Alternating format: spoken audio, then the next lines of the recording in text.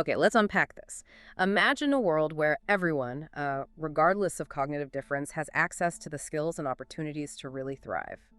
Today, we're diving deep into a remarkable project that's, well, turning that vision into a reality for adults with Down syndrome. We're talking about FEAT-DS, that's FEATDS, an Erasmus Plus initiative focused on electronics and employability advancement for adults with Down syndrome. Yeah, and what's truly compelling here, I think, is its dual mission.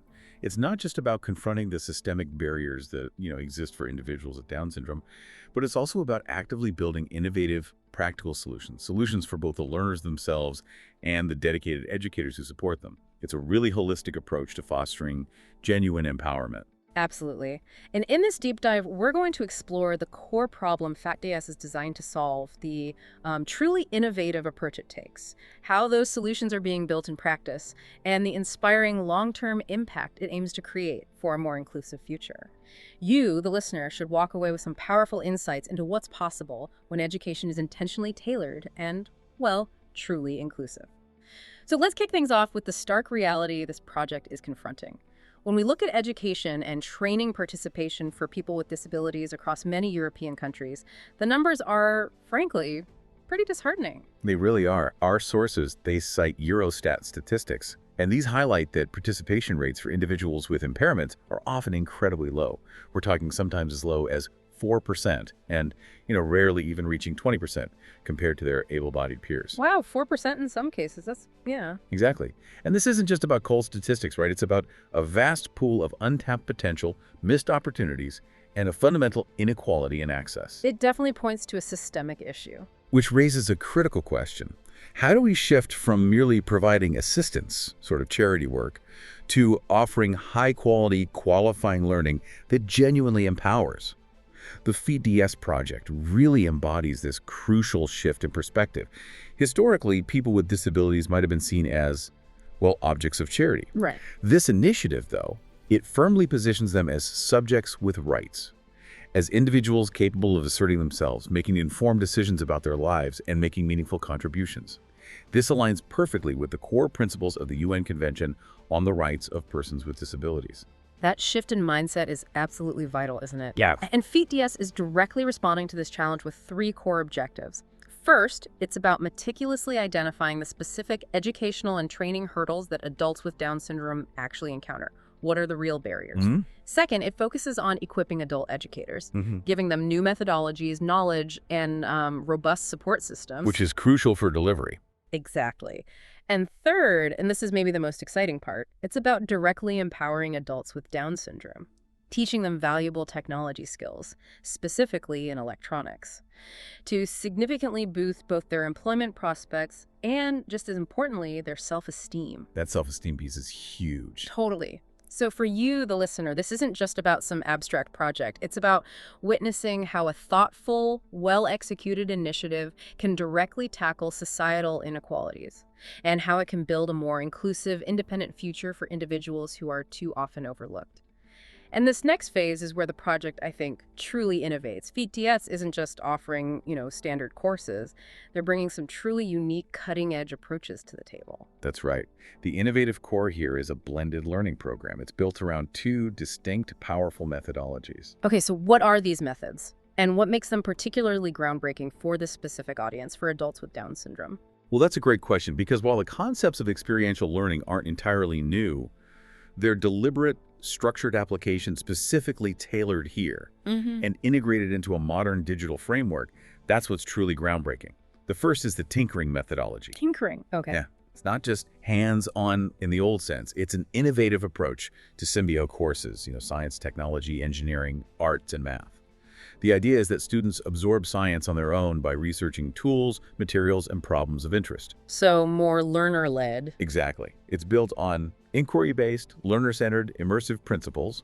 It fosters a sense of discovery and empowers learners to explore, to try things out, and even to fail forward in a way traditional classrooms often don't allow. This self-directed exploration is incredibly powerful for adults with Down syndrome. They often benefit greatly from that direct, tangible interaction and immediate feedback loop. I can see that immediate cause and effect. And the second methodology you mentioned too. The second is coding gamification. Okay, coding in games. How does that fit in? It's a perfect complement, really. Coding, at its heart, is about writing computer programming code. Pretty straightforward. But in this project, they're using coding in a gamified way, building interactive games, specifically links to the electronics field. Ah, so it makes it practical and fun. Precisely. Imagine learners creating a simple circuit, maybe lighting up an LED, and then immediately seeing how coding can make it respond in an interactive game on screen. It creates this digital activity component that makes potentially abstract concepts concrete, engaging, and highly relevant. It turns learning into something playful, almost, and definitely rewarding. Okay, so you've got these two powerful methods tinkering, this hands-on exploration and coding gamification, making it interactive and relevant. And they come together in a carefully designed blended program. This is how FEAT aims to teach electronics-related skills to adults with Down syndrome, creating an environment where potentially complex concepts become accessible, engaging, and maybe even exciting. That's the goal. Make it exciting, make it stick. And the project is targeting specific groups, right? Both educators and learners. Yes, exactly. They plan to train 50 adult educators across the partner countries. These are people aged 20 and up, importantly, with experience in working with individuals with disabilities. These trained educators will then guide 100 adult learners with Down syndrome, aged 18 and up, as they test out this innovative blended program. So a train-the-trainer model, in a sense, feeding into the direct learning. In a way, yes. And if we connect this back to the bigger picture, these methodologies aren't just chosen because they're trendy. They're designed to be highly engaging and directly relevant. They move far beyond rote learning, just memorizing facts, to foster genuine skill acquisition and, crucially, confidence. By making learning interactive, hand-on, and personally rewarding, it's much more likely to stick and translate into real-world abilities. And at the end of the day, hopefully, into employment opportunities. Okay, so you have these innovative ideas, these methodologies. How do you actually take that and turn it into tangible change on the ground? The project outlined a pretty clear, phased approach, didn't it? It did. And the first major insight, really, is that you can't effectively empower the learners without first empowering the educators. Right, makes perfect sense. How did they approach that crucial first step? It really started by building that foundation, ensuring the people delivering this new kind of education were themselves equipped and confident. So the first major phase, Work Package 2 they called it, was dedicated entirely to upskilling adult educators. They created a high-quality, self-learning e-learning course specifically for these adult educators. So an online course? Yes, but it wasn't just like a standard training manual. It was really a blueprint for a new pedagogical mindset. It focused specifically on those innovative tinkering and coding approaches we discussed, and also included essential mentorship schemes, how to support the learners effectively. After doing transnational research and some rigorous development involving all the partners, this course was translated into, I believe, 5 national languages plus English. Making it widely accessible. Exactly. And then it was tested by those 50 adult educators we mentioned. The insight here is the multiplicative effect, isn't it? By giving educators the confidence and the specific tools, they can then unlock the potential of countless learners down the line. It's about ensuring high-quality, truly inclusive education becomes the standard. Okay, so step 1. Empower the guides. Once the educators were trained up and ready, the next challenge must have been, what exactly would they teach? And what tools would they use? How did FEAT craft those core learning resources? Well, this brings us to Work Package 3, Crafting the Tools. And it's a brilliant example of collaborative design or co-design. This phase kicked off with a really comprehensive research report. This wasn't just a quick look, it was a thorough study. It detailed the specific educational needs of adults with Down syndrome and looked at the existing provisions, the existing courses, across the partner countries. Crucially, it identified the gaps. Where were things falling short? This report really formed the bedrock, the foundation, for all the training materials that followed. So data-driven development. Very much so. And what's fascinating here is that deliberate co-design approach.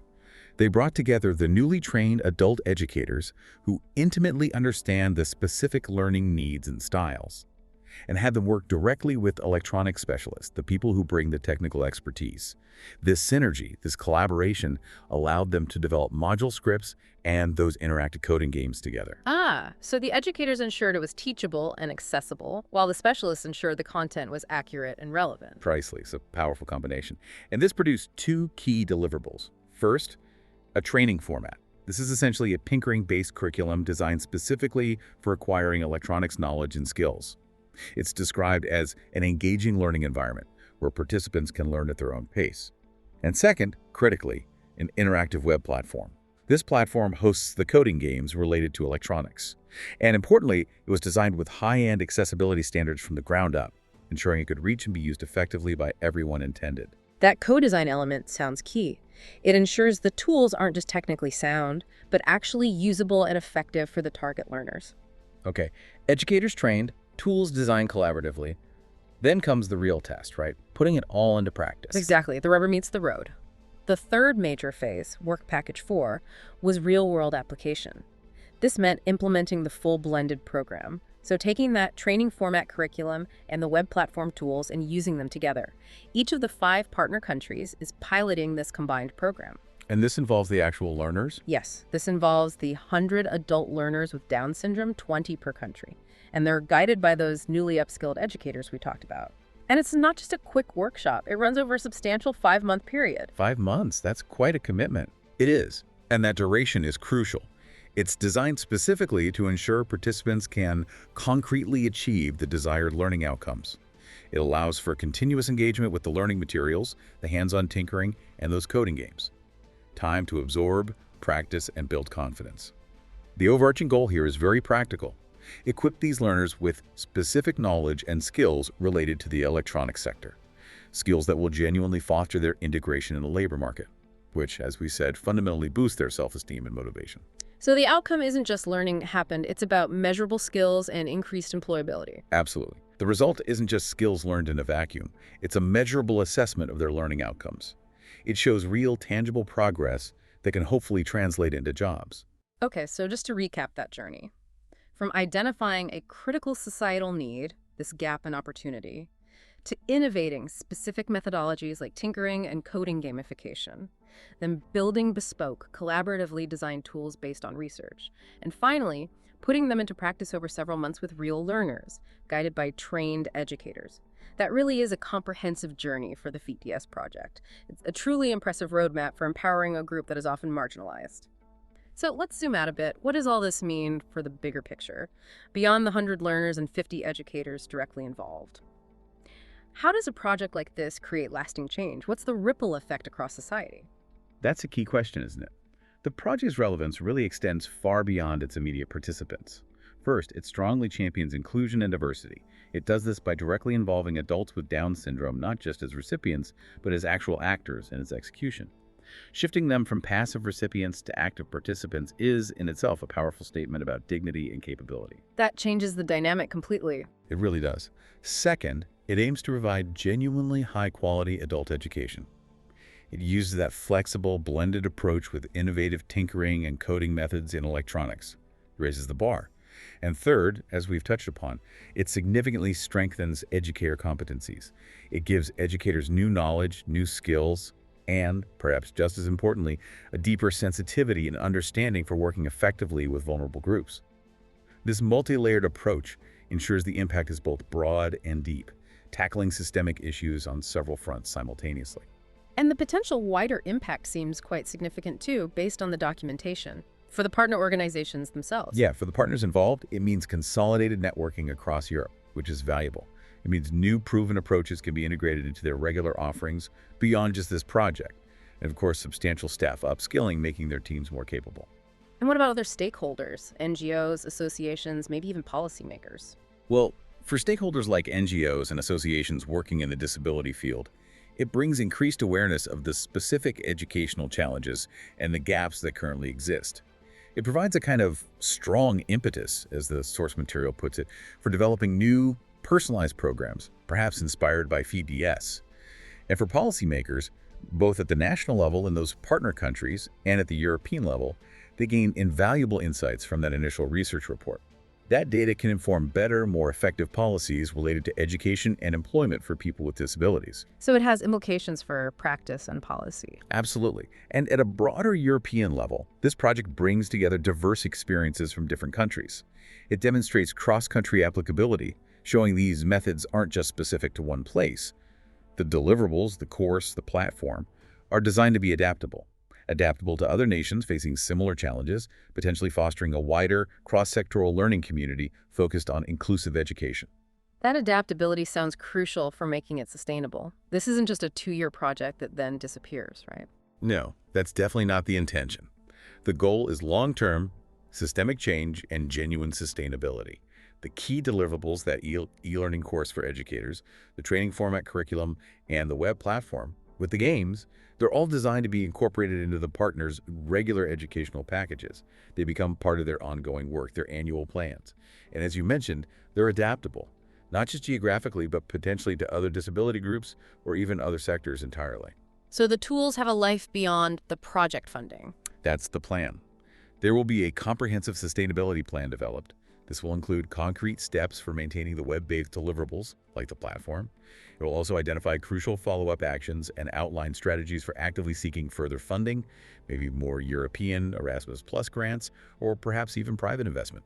This is all about ensuring the legacy of ETS continues to grow and benefit many more people long after the initial project timeline ends. And making sure these impactful results actually reach everyone who could benefit, that requires getting the word out, doesn't it? What's the plan for dissemination? Yes, Work Package 5 is all about dissemination, making sure people know about this work and can potentially use it. This includes creating a strong project identity. They've got a logo, a Facebook page. Standard stuff, but important for recognition.